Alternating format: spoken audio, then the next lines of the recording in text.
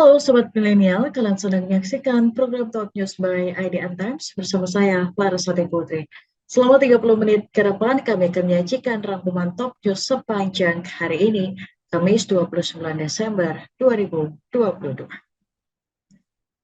Kita awali Kaleidoskop 2022 kali ini dengan kasus pembunuhan berencana yang menewaskan anggota kepolisian berpangkat brigadir, yakni Nofriansyah Yosua Huta Barat, alias Brigadir J pada 8 Juli silam.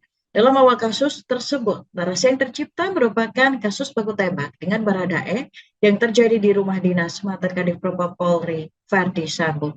Namun kini terkuak jika Brigadir J diduga tewas di tangan atasannya sendiri, yang semestinya menjadi pelindung dan pengayom bagi anggotanya. Lalu bagaimana perjalanan kasus pembunuhan berencana yang dibuat oleh Verdi Sambo yang melibatkan banyak tangan? Berikut kita simak informasinya dalam Top News Kaleidoskop 2022.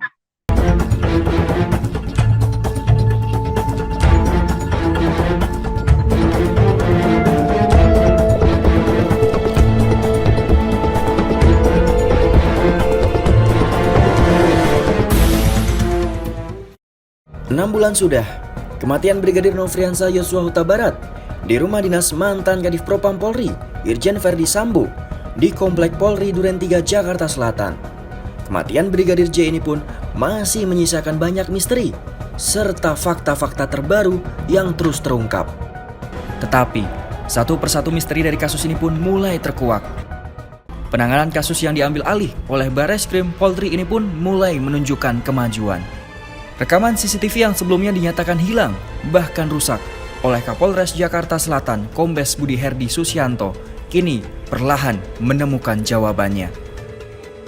Kadif Humas Polri Irjen Pol Dedi Prasetyo menyebutkan, tim sus bentukan Kapolri berhasil menemukan rekaman CCTV yang berada di rumah dinas Verdi Sambo.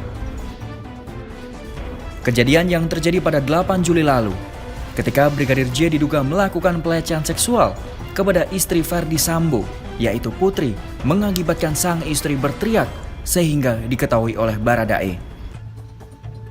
Kombes Budi Herdi Susianto pun sebelumnya pernah menyebutkan kematian Brigadir J akibat dari baku tembak antara Yosua dengan ajudan Verdi Sambo lainnya, yaitu Baradae. Namun, kejadian baku tembak ini pun tak terdengar oleh warga sekitar. Salah satunya Rima, yang merupakan asisten rumah tangga di salah satu rumah komplek Polri tersebut, sama sekali tak pernah mendengar adanya suara letusan senjata api. Kerja juga, dan udah gitu juga saya nggak tahu istilahnya ada apa-apanya gitu loh. Karena memang buat saya tuh biasa-biasa aja gitu, maksudnya kayak nggak ada apa-apaan. Oh, berarti nggak tahu kalau misal ada kejadian kemarin baku tembak antara anggota Polri ya di rumah ini? Nggak tahu. Oke, gitu, oke. Bahkan Budi juga menyebut, kamera CCTV yang berada di rumah Verdi Sambo dinyatakan rusak. Menurutnya, kamera tersebut rusak 2 minggu sebelum peristiwa terjadi. Tak selang lama, Kapolri Jenderal Listio Sigit Prabowo membentuk tim khusus untuk mengusut tuntas serta meluruskan informasi simpang siur terkait kematian Brigadir J. Tim ini pun dipimpin langsung oleh Wakil Kapolri, Komjen Gatot Edi Pramono, serta dinampingi sejumlah jenderal bintang 3 lainnya. Tak hanya itu, Mabes Polri juga menggandeng Komnas HAM untuk turut serta mengusut kasus tuntas tersebut. Kejanggalan juga dirasakan oleh keluarga Brigadir J. Mereka mengaku dilarang polisi untuk membuka peti jenazah dan memeriksa tubuh Brigadir J. Namun setelah bernegosiasi, hanya keluarga intilah yang mendapat izin untuk melihat jenazah Brigadir Nofriansyah Yosua Huta Barat.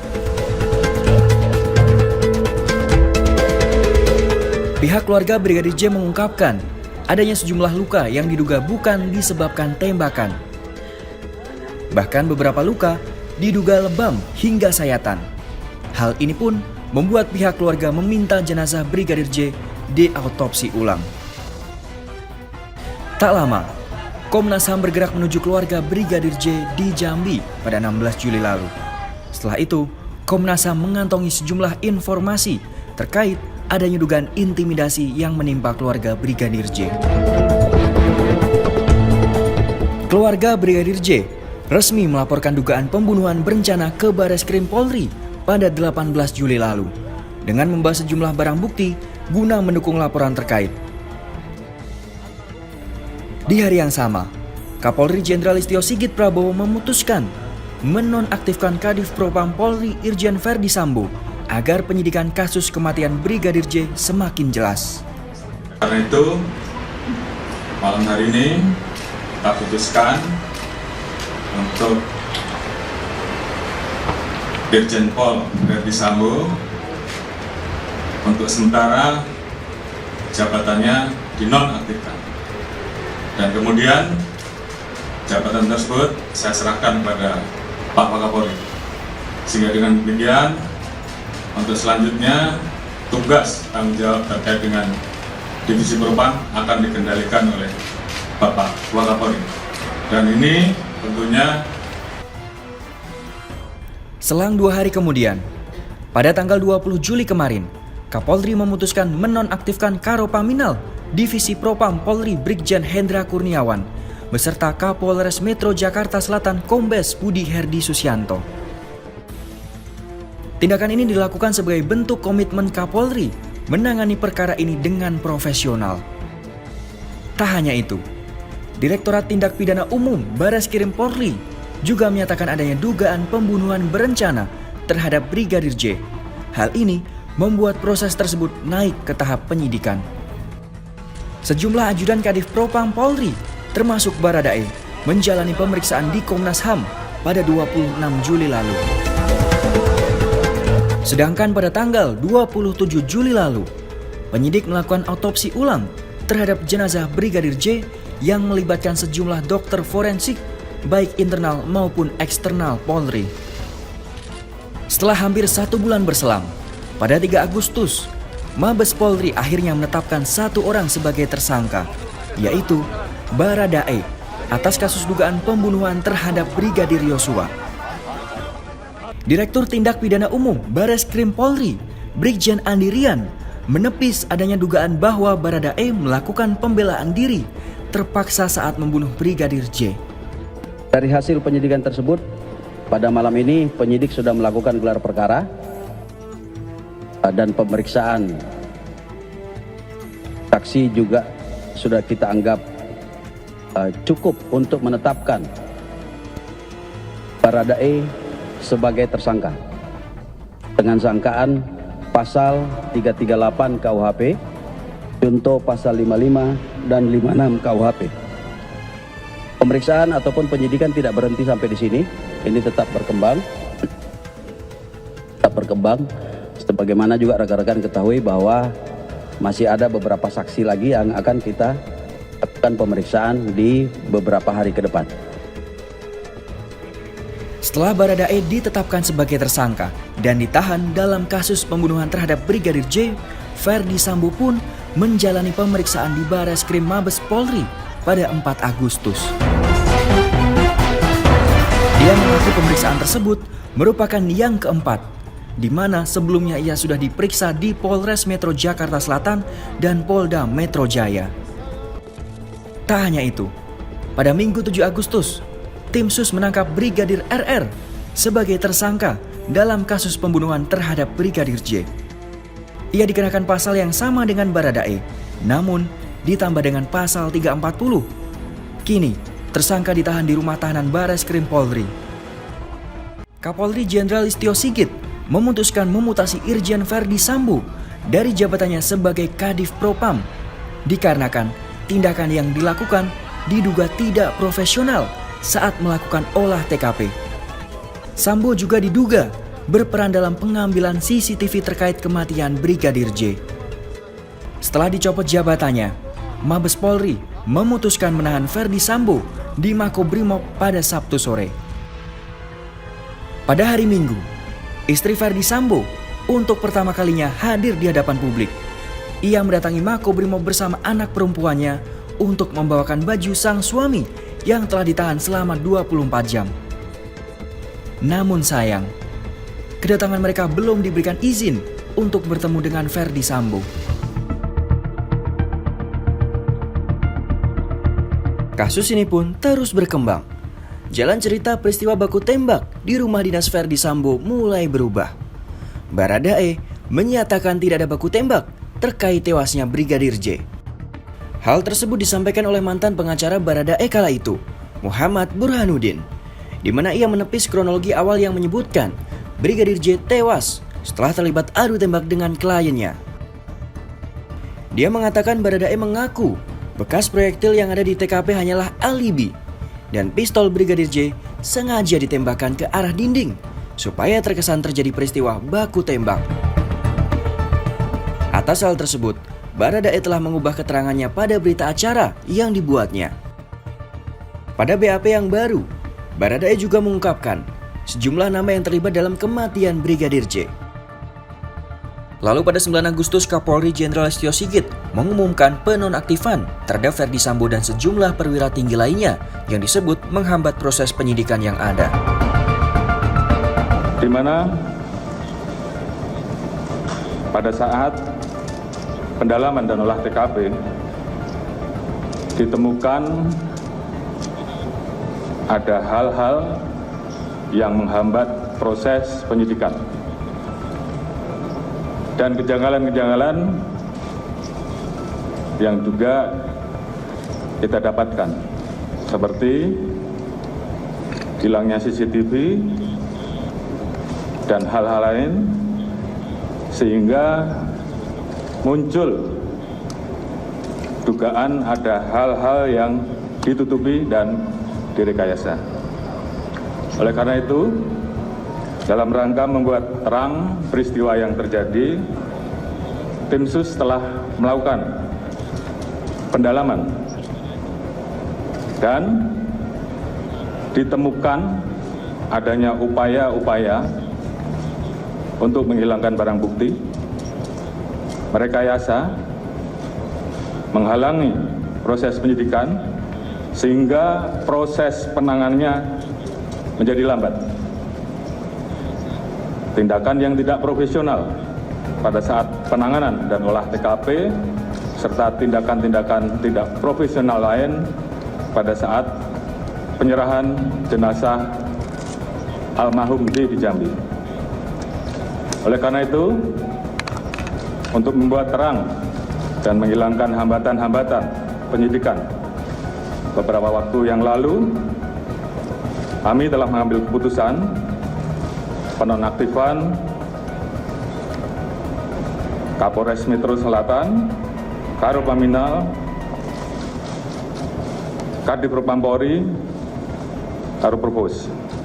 Kemudian tim sus juga telah melakukan pemeriksaan terhadap pelanggaran kode etik profesi Polri ataupun tindakan untuk merusak, menghilangkan barang bukti, mengaburkan, dan merekayasa dengan melakukan mutasi ke Yanma Polri, dan saat ini semuanya dilakukan pemeriksaan.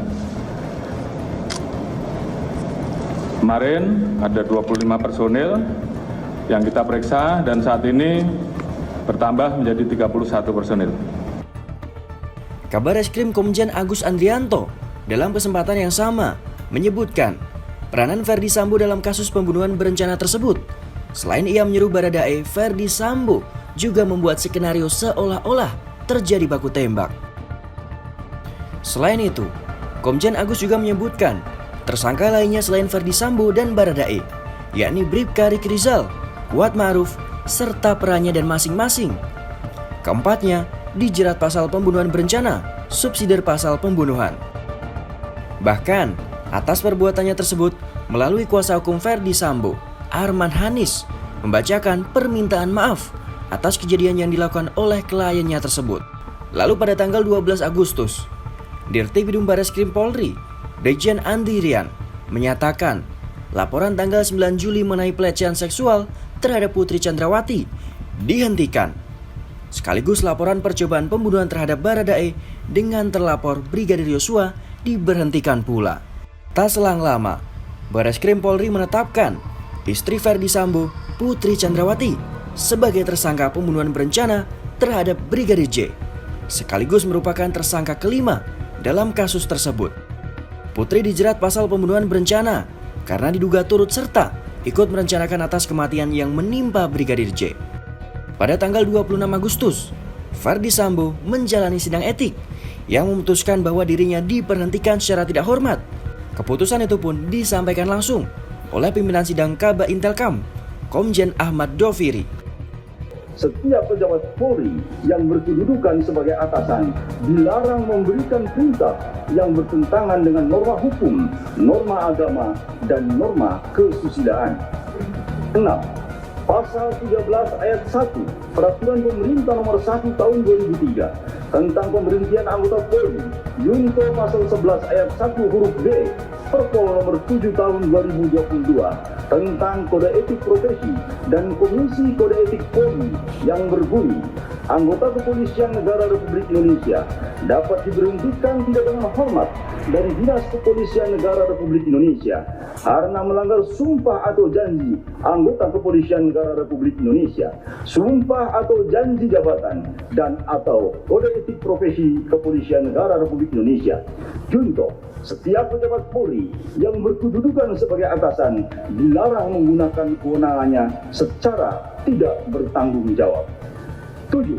Pasal 13 ayat 1 Peraturan Pemerintah Nomor 1 Tahun 2003 tentang pemberhentian anggota Polri, Junto Pasal 13 huruf M Perpol Nomor 7 Tahun 2022 tentang Kode Etik Profesi dan Komisi Kode Etik Polri yang berbunyi, anggota Kepolisian Negara Republik Indonesia dapat diberhentikan tidak dengan hormat dari Dinas Kepolisian Negara Republik Indonesia karena melanggar sumpah atau janji anggota Kepolisian Negara Republik Indonesia, sumpah atau janji jabatan, dan atau Kode Etik Profesi Kepolisian Negara Republik Indonesia.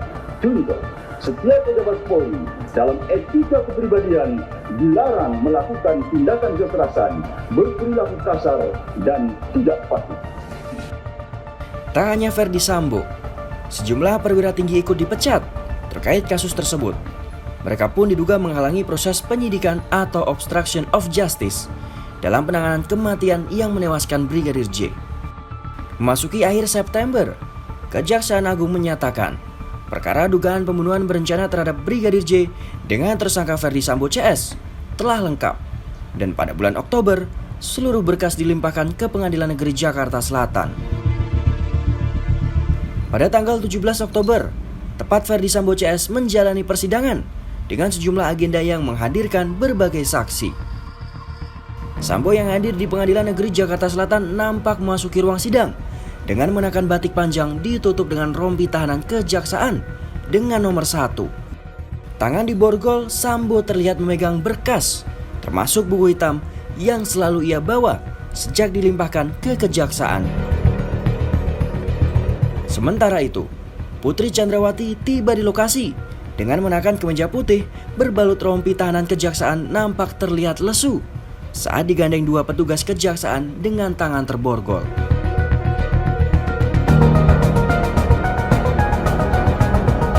Dalam sidang tersebut, Putri Chandrawati sempat beberapa kali mengusap air mata saat tim kuasa hukumnya membacakan nota keberatan atas dakwaan yang dijatuhkan oleh JPU. Tak hanya itu, Putri Chandrawati, Ferdi Sambo, Ricky Rizal, hingga Kuat Ma'ruf turut mengajukan nota keberatan atas dakwaan yang disampaikan oleh JPU. Namun, keputusan sepenuhnya diambil majelis hakim yang menolak mengabulkan permohonan mereka serta meminta untuk melanjutkan persidangan dan proses pemeriksaan terhadap para saksi. Bahkan dalam persidangan yang berlangsung di Pengadilan Negeri Jakarta Selatan, keluarga almarhum Brigadir J dihadirkan langsung untuk memberikan kesaksian kepada majelis hakim. Di hadapan majelis hakim, ibu dari almarhum Joshua, Rosti Simanjuntak, menangis. Ia menceritakan kebaikan dari Brigadir J semasa hidupnya. Hingga dia sampai dapat pekerjaan bertugas di Polri. Dari kecil, anak saya ini memang anak yang paling patuh, anak yang paling ceria, anak yang selalu mengemaskan kepada siapapun.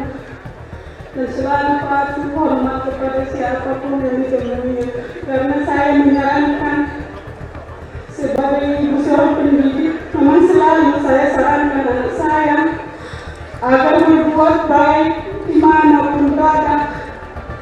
Kebetulan karakter anak saya dititipkan Tuhan sebagai anugerah, anak yang baik yang bisa menjadi panutan walaupun dia memiliki karir yang setinggi-tingginya, tapi dia bisa menjadi contoh panutan dalam keluarga kami maupun dalam tugasnya. Yang saya ketahui dari kecil maupun dalam bergaul, anak saya ini belum pernah menyakiti hati kawannya, terlebih kepada atasannya. Di sinilah saya sebagai ibu begitu hancurnya, begitu tersadar-sadarnya hatiku mendengar ketika terhadap almarhum Yosua terbuang dengan sadisnya di tangan atasannya yang selayaknya melindungi, memberikan keamanan baginya. Bagaimana dia bertugas tanpa apa-apa dan keluarganya dalam tugasnya setiap hari. Sangat sakit dan sangat kejamnya bagi seorang ibu yang melahirkan anaknya. Kasus ini pun terus berlangsung. Bahkan hingga kini masing-masing dari mereka memberikan kesaksian dengan berbagai macam-macam keterangan. Bahkan keterangan yang disampaikan Richard Eliezer, Ricky Rizal, dan Kuat Ma'ruf, bahkan Putri Chandrawati hingga Ferdy Sambo berbeda-beda. Dalam persidangannya, Baradae sempat menceritakan kepada majelis hakim saat Ferdy Sambo meminta dirinya untuk memahami skenario yang dibuat agar seolah-olah terjadi baku tembak. Nanti kamu yang bunuh Yosua ya, karena kalau kau yang bunuh, saya yang akan jaga kamu. Tapi kalau saya yang bunuh, nggak ada yang jaga kita. Dia menjelaskan tangannya sudah begini yang mulia, sudah mendekat ke arah saya. Saya cuma diam pada saat itu yang mulia, diam. Baru dia bilang ini, jadi gini Chat, lokasinya di 46. Dia bilang ke saya, lokasinya di 46. Nanti di 46 itu ibu dilecehkan sama Joshua. Terus ibu teriak, kamu respon, terus Joshua ketahuan, Joshua tembak kamu, kau tembak balik Joshua, Joshua yang meninggal. Pada saat itu saya langsung kaget yang mulia. Ya, pada saat terdakwa Ferdy Sambo menyampaikan hal itu kepada saudara, Siap yang mulia. Itu dengan suara berbisik atau suara yang terdengar, yang suaranya menurut saudara Putri dengar? Ibu di samping yang mulia. Artinya dia pasti mendengar. Pasti mendengar yang mulia. Pasti mendengar. Pasti mendengar. Oke, kemudian sudah dijelaskan tentang itu skenario yang mulia. Dijelaskan lagi yang mulia tentang skenario. Jelaskan lagi tentang skenario, baru dibilang sudah kamu nggak usah takut. Karena posisinya itu kamu pertama bela ibu, yang kedua kamu bela diri karena dia nembak duluan. Kau aman. Dia bilang kayak gitu ke saya yang mulia. Baru dia jelaskan lagi secara berulang-ulang tentang skenario yang mulia. Namun, atas pernyataan tersebut, Ferdy Sambo membantah jika dirinya menembak Yosua, seperti keterangan yang disampaikan oleh Baradae sebelumnya. Menurut keterangan Ferdy Sambo, ia hanya menyuruh Baradae untuk menghajar. Nah, selanjutnya saya kira juga dalam kesaksian saya kemarin pasti akan berbeda pada yang saksi pada hari ini. Mulai dari di lantai 3 istri ada di samping saya, harus kasih mati anak ini, nanti kamu bunuh Joshua, kemudian kau tambahkan amunisi, serahkan peluru, isi magazen, kemudian permintaan senjata HS ini pasti akan saya bantah dalam kesaksian ini.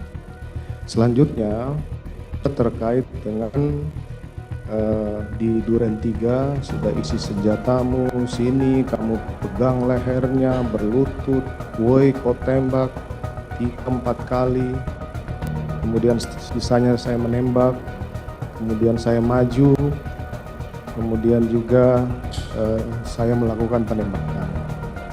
Kemudian itu menembak, saksi mengatakan tidak maju, itu sangat jelas bahwa saksi maju ke depan. Tapi tidak masalah, silakan hakim yang mulia. Sedangkan di sisi lain, istri dari ex-Kadif Propam Polri, Ferdi Sambo, yakni Putri Chandrawati, kembali menangis saat bersaksi di Pengadilan Negeri Jakarta Selatan yang berlangsung pada Senin tanggal 12 Desember lalu.